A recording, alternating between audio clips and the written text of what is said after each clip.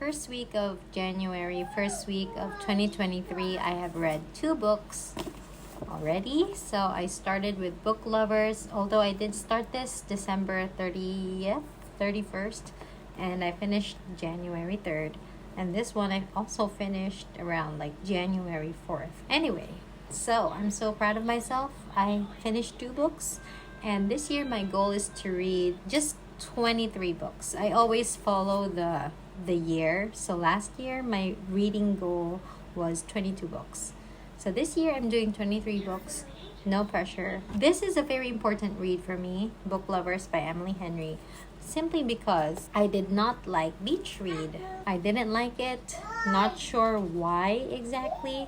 Maybe because I was expecting something very fluffy and light, not very like serious and dark, because Beach Read kind of went dark a little bit. But what I did enjoy was Emily Henry's writing, and that's why I gave it like around 2.53 stars. So I decided to pick up Book Lovers because it was a new release, and I kind of was interested with the premise of, so recently it's always been like authors falling in love with each other, and here they one is an editor, Charlie's the editor, and Nora is a literary agent, and it was very interesting for me to see the behind the scenes of the publishing industry. So I really like that about it. So as you can see, there are tons of tabs because I really enjoyed reading this book. It did lose me a little bit towards the towards the middle, but then it blew me away towards the last pages, and I actually marked the special page that really made me happy. So it still had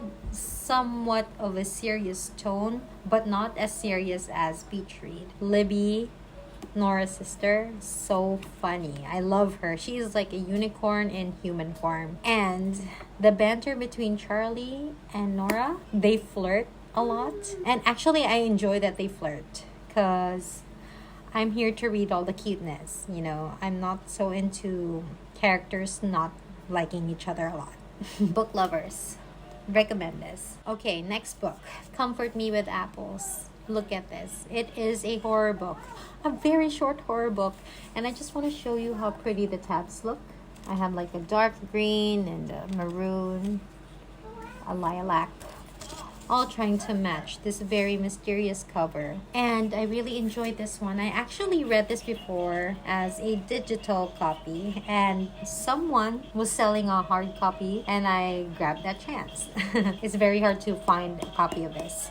The second read made me appreciate this more, and especially I love Catherynne and Valente's writing. She is very lyrical, very poetic, and she's very smart at choosing her metaphors. Okay, so one metaphor that I really stuck with me, or really struck me different. The main character, the female, and her husband, they're like about to kiss, and the husband asks her if she's happy, and Sophia says, "Yes, my darling." And then says here, the mingling of their breath is a biome in which only the truth can thrive.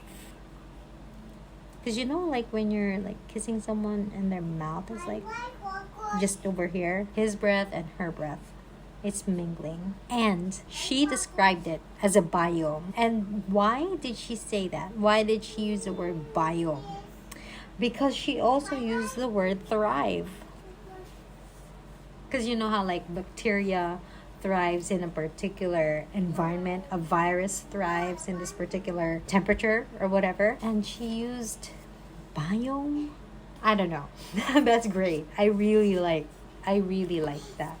That's very smart. And also, this is a very surprising horror book.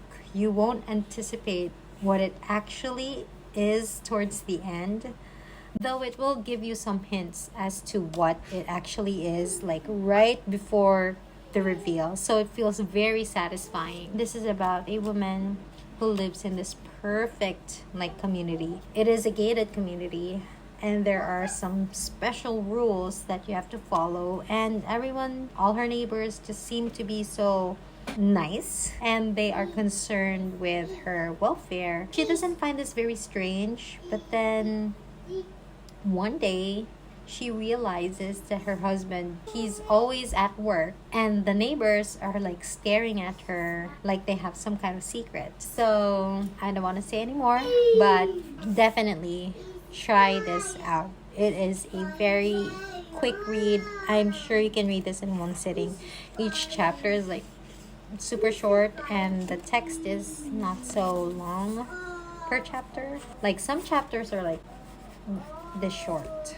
So pick it up. It's like a 4.5 stars for me, and this is a 5 stars. So week 1 of this challenge, my weekly reading goal challenge, was a success. So next week I will be back with 2 or 3 more books. Okay, bye.